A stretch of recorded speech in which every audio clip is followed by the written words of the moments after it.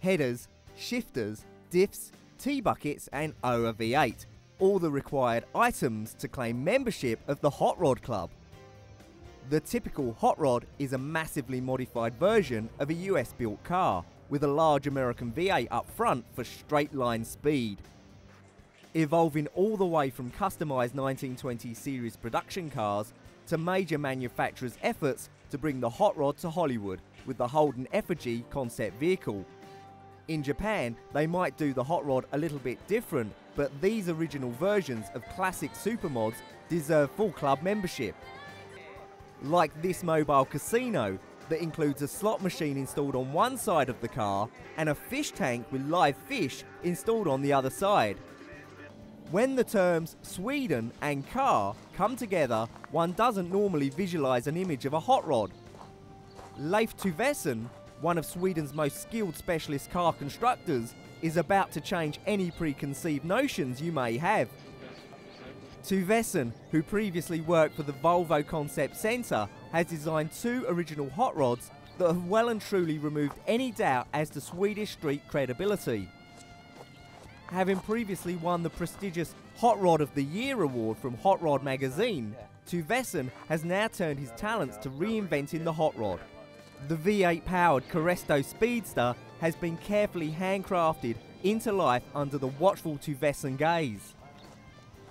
Thanks to the mid-engine layout, this sports rod has an ideal 60-40 back-to-front weight distribution and is completely constructed from aluminium and carbon fibre, with an advanced sports car chassis fitted with Öhlins shock absorbers.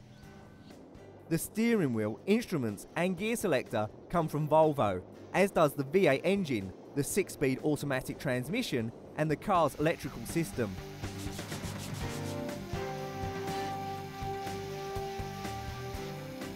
For an even greater challenge, Leif Tuvesen took the 1927 OV4, the very first series production Volvo, and created the Jacob hot rod.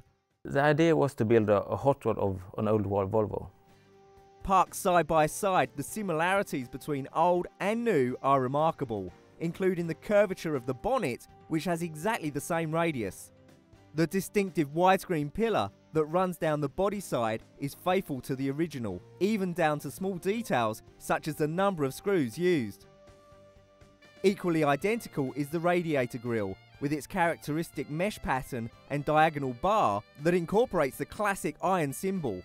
The body has been built by hand from raw aluminium panels that were bent into their final shape using a hammer and English wheel, exactly as it was done in the prototype workshop back in the 1920s. The two-seater Jacob is far smaller than the original four-seater and features a carbon fibre body incorporating typical minimalist design of the traditional hot rod.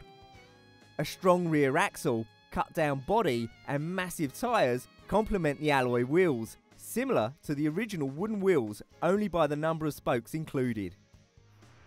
Surprisingly, most of the components came directly from the Swedish maker's parts bin and have been concealed away inside the body, including the springs and dampers, electrical components and exhaust system, making the car aesthetically elegant and stylishly minimalist. The result is that the body and axles look like they're floating in the air,